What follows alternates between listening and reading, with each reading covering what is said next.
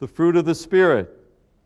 And in that particular text, we read, "But the fruit of the Spirit is love, joy, peace, patience, kindness, goodness, faithfulness, gentleness, self-control. Against such as these there are no law. But those who belong to Christ Jesus have crucified the flesh with its passion and death and desires. If we live by the Spirit, let us also walk by the Spirit." So let's take a look at the fruit of the Spirit.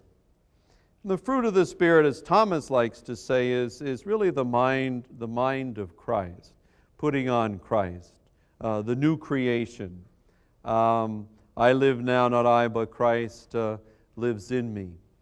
There are no shortcuts to the fruit of the Spirit. The fruit of the Spirit comes from the source, and the source is following Christ. In following Christ, the Spirit works as you and I do all that we possibly can to consent to following Christ in the activity of our everyday life. As I like to say on many different occasions, there's no jumping from Palm Sunday to Easter. There's no jumping from Palm Sunday to Easter.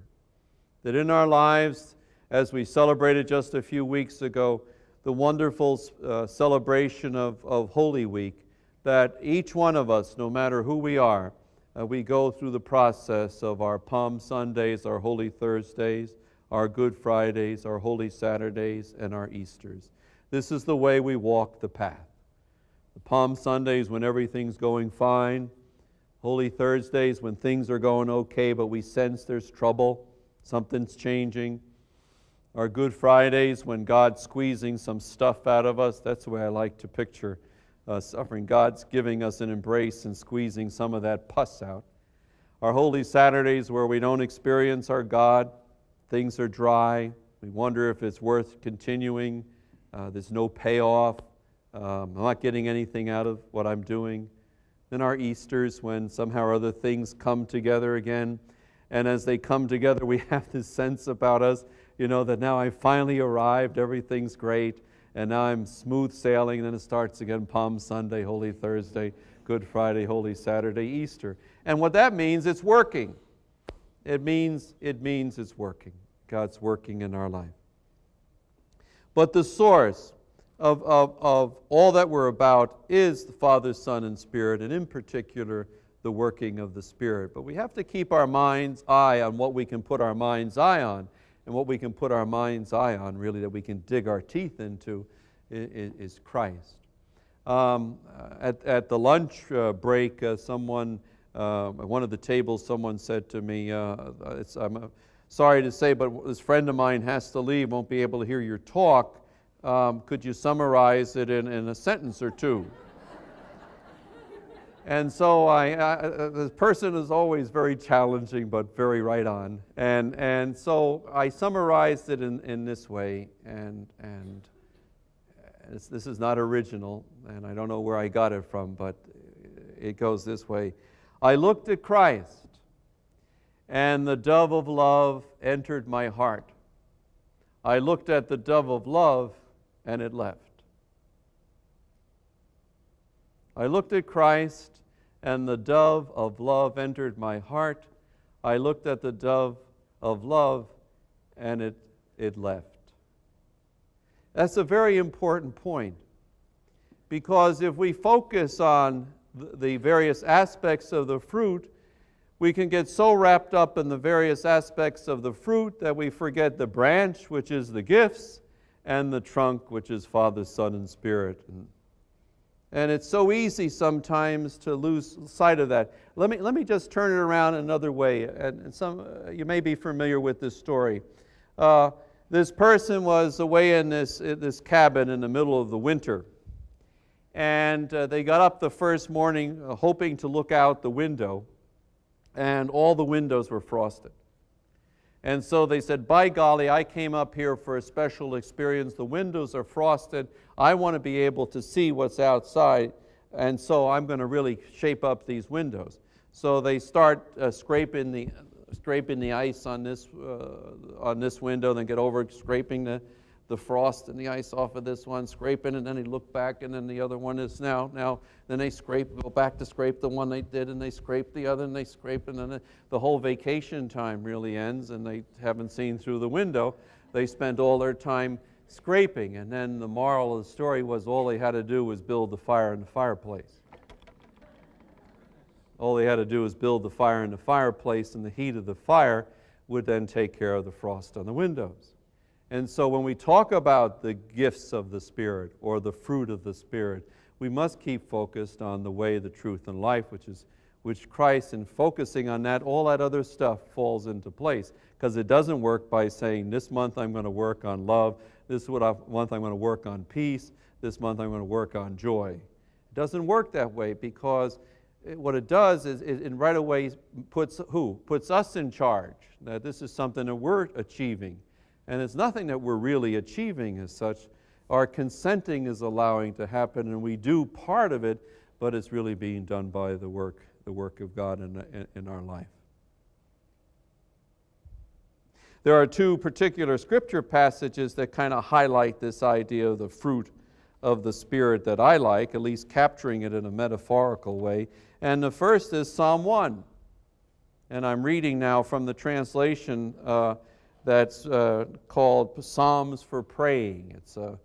It's not exactly an exact translation, but it's a marvelous woman with a wonderful ability with words, which is kind of taking the essence of the psalm and trying to present it in a contemporary way. And listen to what Psalm 1 says. Blessed are those who walk hand in hand with goodness, who stand beside virtue, who sit in the seat of truth. Goodness, virtue, truth. For their delight is in the spirit of love, and in love's heart they dwell day and night. I walk in the presence of the Lord in the land of the living. They are like trees planted by streams of water. They yield fruit in due season, and their leaves flourish. In all that they do, they give life. In all they do, they give life. They're like trees planted by the stream of water. They yield fruit in due season. I like that, in due season. Not all the time, but in due season.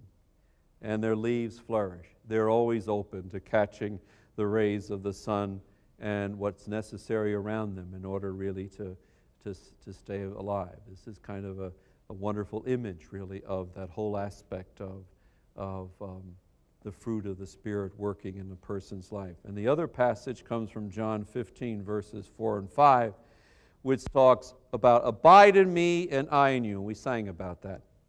As the branch cannot bear fruit of itself unless it abides in the vine, so neither can you, unless you abide in me. I am the vine, you are the branches. The one who abides in me and I in them, they bear much fruit. For apart from me, you can do nothing. So that's the foundation. That's the foundation as we now begin to explore the different aspects of the fruit of the Spirit. And the fruit of the Spirit, there's 9 aspects of it divided into 3 parts. And the first seems to focus more on the aspect of our relationship with God, also with others, but our relationship with God. And the first is the whole aspect of love. And when we look at love in the New Testament, it's important to see that love has 4 distinctions to it, if you would. It speaks of love, first of all, of romantic love that a man would have for a woman for a man. It speaks of love also as parental love. It speaks as love as experienced really by good friends as they support each other in their journey. And then there's that magical word that's used in the New Testament to describe love, and it's agape. Agape. And let me just read this to you. Agape, the Christian word, means unconquerable benevolence. It means that no matter what someone may do to us by way of insult or injury or humiliation, we will never seek anything but that person's highest good. Wow. It is therefore a feeling of the mind as much as of the heart. It concerns the will as much as the emotions. It describes the deliberate effort which we can make only possible with the help of God, never to seek anything but the best even for those who seek the worst for us. Wow. Now, how could I summarize that in 2 words? Easily. Utmost charity. Utmost charity. Could never do that without the grace of God. In contemplative outreach, we've been working on what we call vision statements and a vision statement and foundations to support that. And in our foundations of what we're striving for as an instrument of this Holy Spirit in this contemporary world of ours is not only in the dealings with one another, but in the dealings with others, utmost charity. When everything's said and done, that's the ultimate, if you would, the ultimate measure of whether we're working and following Christ and being open to the fruit of the Spirit, utmost charity. The second aspect of the fruit of the Spirit is joy. And now it's not joy in a certain sense of just some sort of earthly feeling. It's a joy that's founded really in God and in the good news. It's joy that's seen even with tears. Recently, I received from a friend of mine in Arizona a little brochure of the death of a friend's son who died young. And there was also a newspaper article that was in there quoting one of the things that his father said at the service. And it was rather powerful. Listen to this. This is what joy, I think, is all about. When you come into the world, you come in crying, and everybody else is smiling. I've never heard this before. Maybe some of you heard this before, but it goes, but you want to live your life so that when you die, everyone else is crying, but you are smiling. Isn't that interesting? I'll read that again. It's a wonderful beginning and end type of thing here. When you come into the world, you come in crying, and everybody else is smiling. But you want to live your life so that when you die, everyone else is crying, but you are smiling. That's the joy that we're talking about, you know, in a real sense, that someone is so into their relationship with God, they can even handle their death. Joy is different than happiness. You know, the pursuit of happiness, I don't know. How do you pursue happiness? You can pursue it, but how do you get happy? My niece has a wonderful expression when we're getting together with our family. You know, we're in the middle of stuff. We have, you know, when a family gets together, we're all a bunch of kibitzers, you know. We're joking and laughing and needling each other and getting into all sorts of political arguments and going back and forth. And every once in a while she'll stop and she says, "Are we having fun yet? Are we having fun yet?" Well, how do you know you're having fun when you think you're having fun? Because when you start thinking about having fun, you're not having fun anymore because you're thinking about having fun. So this pursuit of happiness and joy isn't the same thing as pleasure. Pleasure is momentary, if you would, although important in one's life. But the whole idea of this aspect of the fruit of the Spirit of joy is something that's much deeper, much more tangible, and it's sort of like how could I say, awareness of the good news that one never lets go of. An awareness of the good news that one never lets go of. And the third aspect of the fruit of the Spirit as it pertains to really to our God is this whole aspect really of peace. And the best I heard of trying to describe what we're talking about here it means that tranquility of heart which derives from an all-pervading consciousness that our times are in the hands of God. That our times are in the hands of God. That what's going on in my life, I believe, is in the hands of God. A number of years ago, I had the pleasure of going to the Philippines to give formation training. And in the Philippines is a woman by the name of Grace Padilla and also Lita Salinas. But Grace Padilla would have some wonderful, like, quick sayings, and she would always, her favorite saying is when people would bring a problem to her, and they were like losing trust or hope, she would say, in God's time, God's way. She would go, God's time, God's way. She would just go real quick. And that's supposed to solve the whole problem. Remember, God's time, God's way. Well, that's what peace is all about. Peace is also about the fact that God working in one life reminds me of Mary Mrozowski. Mary Mrozowski, who many of you maybe met, and she died too young. She was the counterpart to Thomas Keating in a certain sense. The wisdom was there in both of them.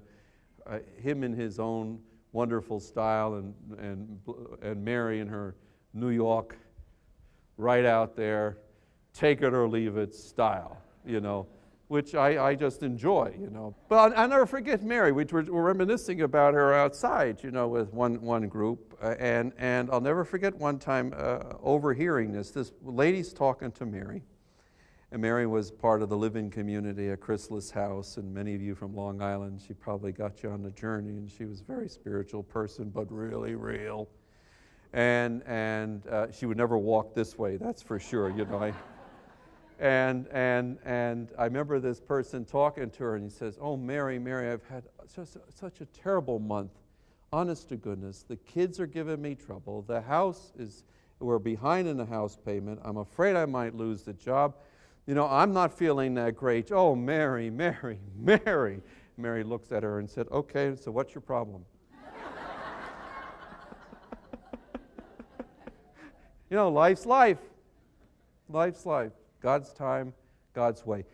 Notice now, it's not just a cliche that someone says that keeps in front, an affirmation that you say, but all of a sudden, something comes from within. It's almost like ambush issue when all of a sudden there is a very, very deep awareness and realization, yes, my life is in God's hands. I mean, haven't you ever in the middle of the night sometimes been worried about something, and you've thought it over and turned it over and did it sideways and upside down, and finally you're laying in bed, and all of a sudden you just throw your arms up and say, God, you gotta do this. I mean, I haven't got the foggiest idea where to go. I'm putting it in your hands. Haven't you ever done that? Okay, you knelt down first. All right, you knelt down first, and then, of course you finally did, especially when you lost that job that you thought you were going to have. You finally say, oh, God, you got to fix it. All right, so that's an aspect really of peace. My peace I give to you, not as the world gives. That's what's being, not as the world gives, but something that goes much, much deeper than that. The second cluster of the different aspects of the fruit of the Spirit, and you can see how these are in distinction and counterpoint to the works of the flesh.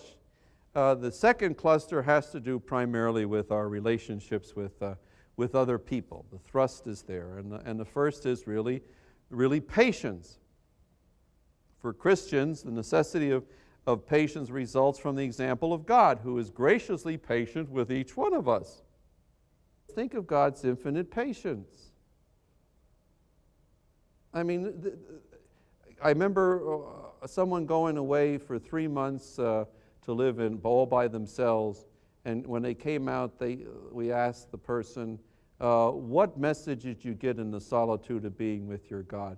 And the only answer the person could give was, God's overwhelming mercy towards me. And I like to say, God belongs to the school of Yogi Berra. I think Yogi Berra is a man of great wisdom. I haven't read his new book. I guess it's 4 pages, but my point is that saying of his is very important. It ain't over till it's over. Now, that's God's patience towards each one of us. It ain't over till it's over. I'm waiting for that person until they get their last at bat, or their last dance, or their last song. I'm not ready to close the book on them. Well, that's God's relationship with each one of us, and yet turn it around the other way, then our relationship then with one another is an example for us to look at. I hope, in dealing with this, that none of you have ever closed the door on anybody. And each one of us, including myself, know that there's situations that you wish you could close the door on, but your Christian attitude is, no, I'm keeping the door open. I'm keeping the door open. I'll be patient, just as God has been patient with me, even though the person is pushing my buttons. And many times, the person pushing your buttons is your kids. Now, I'm not married, I don't have children, so I can speak on this topic. But I'll share with you, but a lot of people tell me wonderful stories, okay? And this is a story that I share every time I have an opportunity and think of it. And it's the prayer of a parent. A prayer of a parent for a child. I think the best prayer that I've ever heard is this: Almighty God, I pray that someday my children may enjoy eternal happiness with you in heaven. How they get there is up to you. P.S. I hope I'm there to meet them. Now, that is a prayer of patience. That's a prayer of patience. And it came out of the exasperation in these parents' minds and hearts of always trying to, we got to go this way, got to go this way, I'm praying for them to go that way, boop, boop, boop, boop, boop, boop. And finally they said, wait a second, what's the bottom line here? What's the bottom line here? Were they made in my image and likeness, or are they supposed to be in God's image and likeness? So wait a second. Now to me, not having children and not having experienced it except through my nieces and nephews, that makes sense to me. That should be the bottom line of any parent's prayer, I would think. Almighty God, I pray that my children may someday enjoy eternal happiness with you. How they get there is up to you.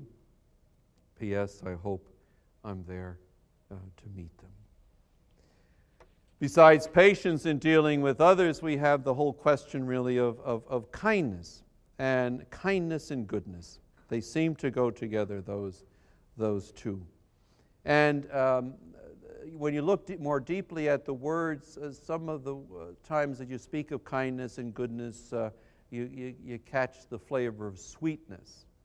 And again, an example that I like to give about kindness and also about goodness. Jesus' desire for goodness caused him, for my interpretation, that's all, to clean out the temple. His sense really of what was good and the reverence for his Father caused him he had to clear out the temple. So here is this gentle and good Jesus making a whip and clearing out the temple.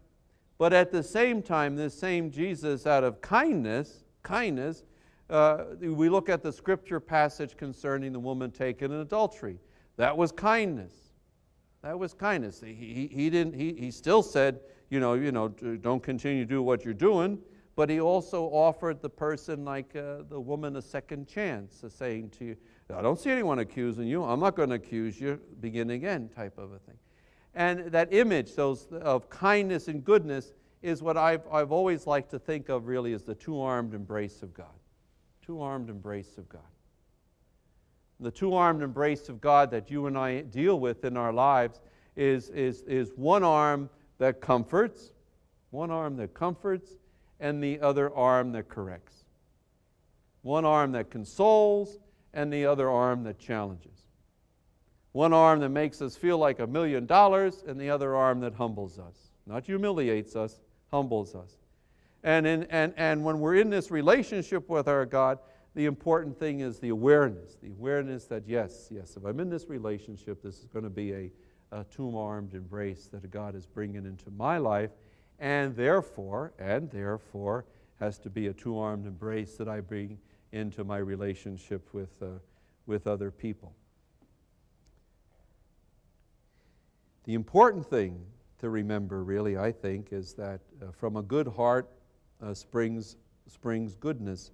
But at the same time, as we're being kind and we're being good, it's important that we don't worry about how people are going to judge our kindness and our goodness. I think of the tape of St. Anthony on the spiritual journey tape with Father Thomas, you remember? he gives, there were about 2.5 tapes dedicated to Thomas using Antony as the paradigm of the spiritual journey in the desert in the 3rd and 4th century. But the point I'm driving at is, after Antony had withstood all the challenges, all the temptations, all the deviousness really that was thrown his way, it was interesting that at the end, with the devil says to Antony, "Antony, you are one of the best that I have actually ever had to battle. You were," I'm enhancing this a little bit, you were really terrific. And at that moment, he almost hooked him. He almost hooked him. Because if Antony had yet answered, "Yes, I know," it gets very, very subtle. So watch your goodness, watch your kindness, that we're not looking for it in the wrong area. But that's the last area that we come to is that which has to do primarily with our inner self, our inner stuff. And that has to do with the question of faithfulness, gentleness, and the last is self-control. So when we talk about that aspect of the fruit of the Spirit of faithfulness, again, this is nothing we do on our own. This seems to kind of bubble up as a result of our consenting to God's presence and action in our life, and our focusing on the fact really of Christ working in our life. Fidelity is not easy. And if you want to take a good look at the best passages about fidelity, you look at the 11th chapter in Hebrew, which talks about the faithfulness of God's people. But in particular, it says, to have faith is to be sure of the things we hope for, to be certain of the things we cannot see. I love that. To have faith is to be sure of the things we hope for, and to be certain of the things that we cannot see. What does it mean to be faithful? I like to think that when we look at being faithful, we're looking at 4 aspects. We're looking at, first of all, the need for you and I to make sure that sometime in our life, and I'm sure we've done it already, we've said to our God, "Yes, I want to follow you. Yes, you are my God.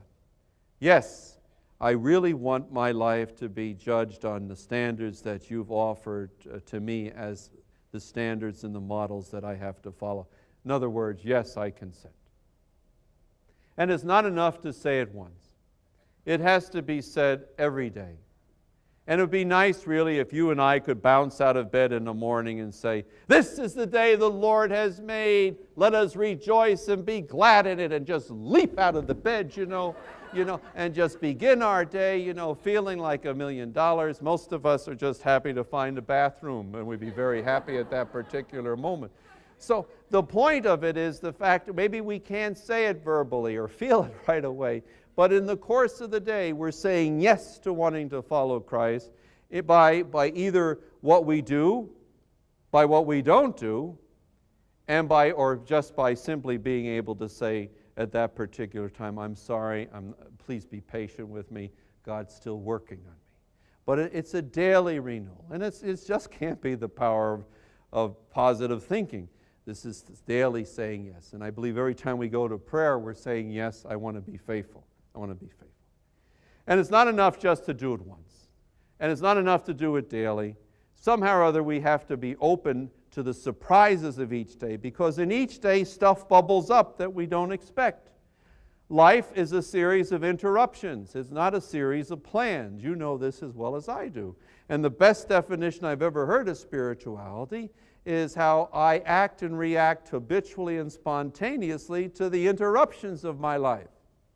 Oh, don't show me how you're handling yourself when everything's going your way or my way. Show me how you handle yourself when the interruption all of a sudden comes into one's life.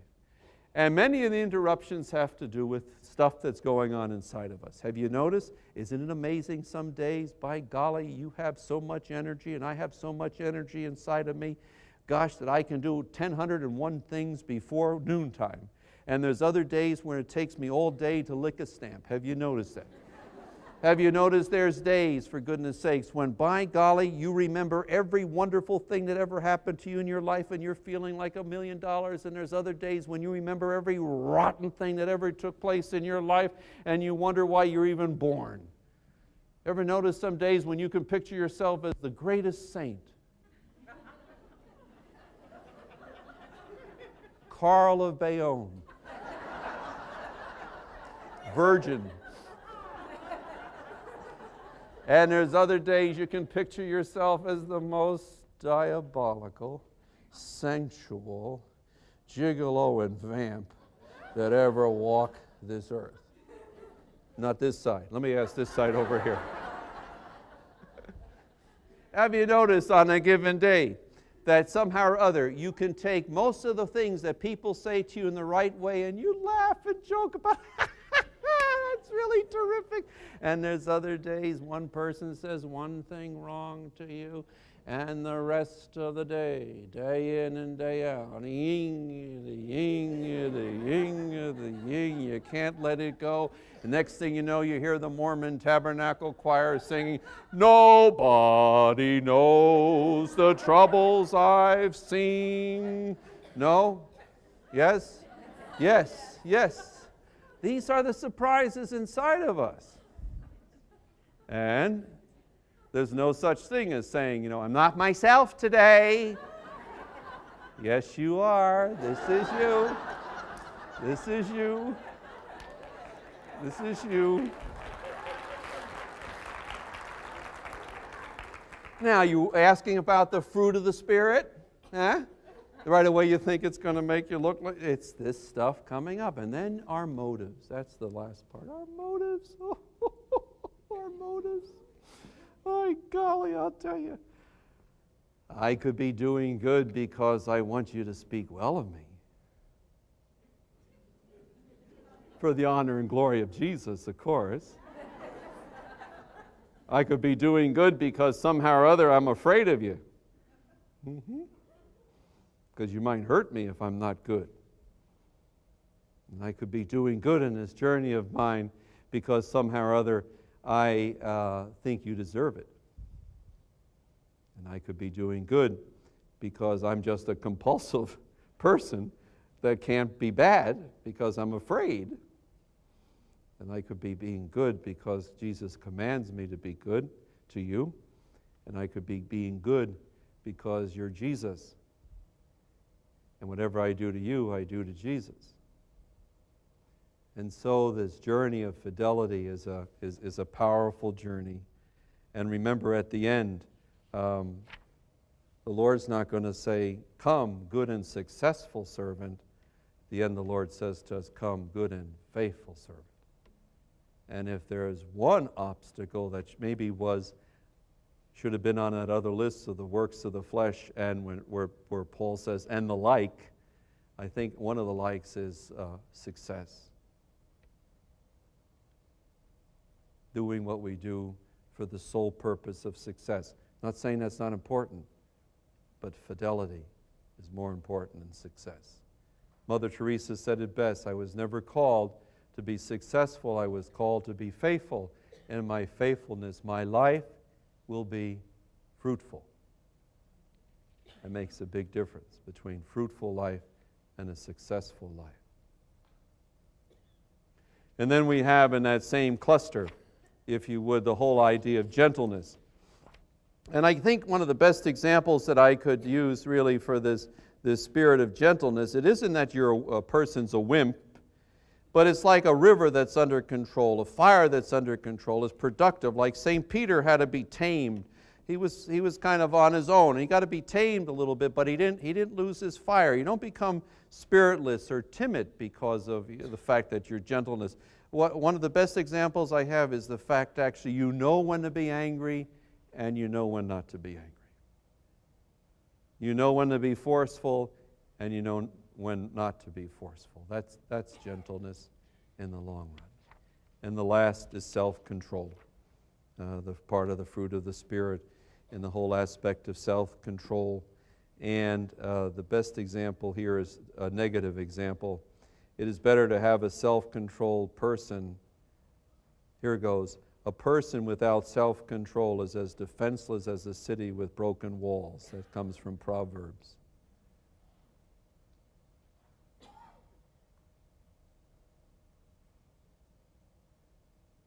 Here's an interesting saying. There are people who can command armies, lead orchestras, and also write terrific stories, but cannot command themselves. They are people who by their burning words, there are people who by their burning words can sway multitudes, but cannot keep silence under provocation. The highest mark of nobility in a person is their self-control. It is more kingly and more regal than anyone can imagine.